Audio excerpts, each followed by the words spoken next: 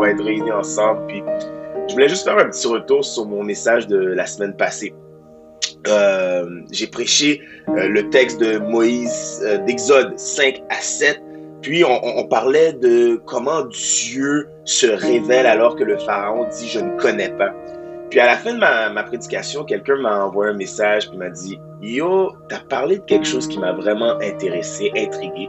Tu parlais du bâton magique. Tu demandais dans une de tes questions, c'est quoi les bâtons magiques qu'on tient que Dieu nous demande de lâcher? » Puis elle me disait, comment on fait pour reconnaître qu'on a un bâton magique? C'est quoi un bâton magique, etc. Puis je lui ai envoyé une réponse que je veux vous exprimer. Je veux vous exprimer cette réponse sur les réseaux. C'est quoi un bâton magique? Parce que le texte va nous dire que Aaron a déposé son bâton. Puis quand il a déposé son bâton, il s'est transformé en un grand reptile. Puis les sages, les sorciers, les magiciens égyptiens ont fait la même chose. Et le bâton d'Aaron a englouti les bâtons des Égyptiens. Un bâton, c'est quoi? Je pense qu'il y a 4 éléments. Ou pas 4 éléments, mais il y a 4 types de bâtons. Il y a le bâton de, comment je le dirais bien? Le bâton de ce qui donne de la valeur. Exemple, si je perds ça, peu importe ce que tu pourrais mettre après mes 3 petits points, si je le perds, je suis perdu. Il y a le bâton de ce que tu justifies facilement. Je sais que je devrais peut-être pas faire cette action, ou je devrais peut-être pas me donner dans ce vice, mais c'est pas si pire que ça.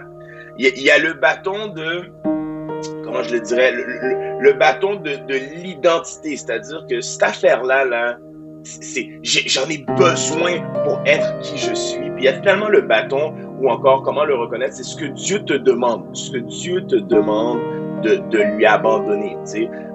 Des fois, le Saint-Esprit va te mettre quelque chose à cœur et tu sais, puis peut-être que tu te tiens fort. Puis je vais vous donner quelques exemples. Peut-être que toi, ce qui te tient à tout prix, c'est le contrôle. Il y en a d'autres pour qui c'est d'être aimé à tout prix. Il y en a d'autres pour qui c'est l'image, l'apparence, le statut socio-économique.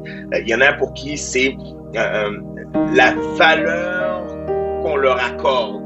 Et toutes ces choses, parfois, le Saint-Esprit nous parle clairement. La Bible va dire que le Saint-Esprit convainc de justice et de péché. Et la Bible nous parle clairement.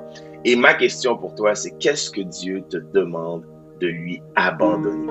Qu'est-ce que Dieu te demande de lui abandonner? Vous savez, le bâton de Dieu, la différence avec le bâton de ce monde, c'est que le bâton de Dieu n'écrase pas, il transforme. Et aujourd'hui, Dieu veut te transformer.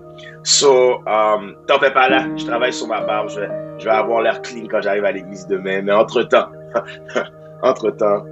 je prie pour toi. Je suis content d'avoir pu te partager ces quelques pensées et je te souhaite un excellent samedi. God bless.